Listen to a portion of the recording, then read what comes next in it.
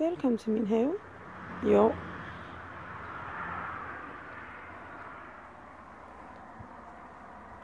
Nogle gange, så har man nogle bede, som i den grad er succes. Og det her, det er et af dem i min køkkenhave. Bedet er inddelt i 4 højbede, og hvert højbede er ligesom fyldt med sine egne planter. Jeg er især begejstret for basilibedet. Utrolig flot og grønt står det hele vejen. Vi kan jo starte herude fra en ende af. Herude i kanten har jeg valgt at sætte blomster. Det er en rigtig god afslutning mellem have og græsplæne, og jeg tror, der skal være blomster igen til næste år. Imellem bedene, der er der ligesom sådan en række af en lavning mellem højbedene. Jeg har ikke ryddet dem for ukrudt, det gider jeg ikke.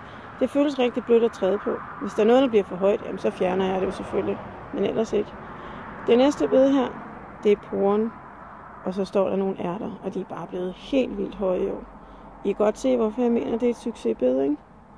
Hvis man går rigtig tæt på, så kan man bare se, det er buner med ærter hele vejen ned langs rækken, og vi er allerede begyndt at spise rigtig meget af dem.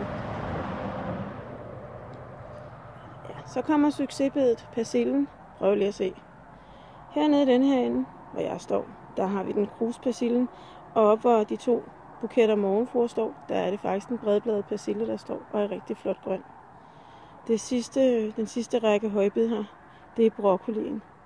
Og den ivrige havevandrer vil jo vide, at broccoli normalt skal være pakket ind, for at kålsommerfuglen ikke går til den.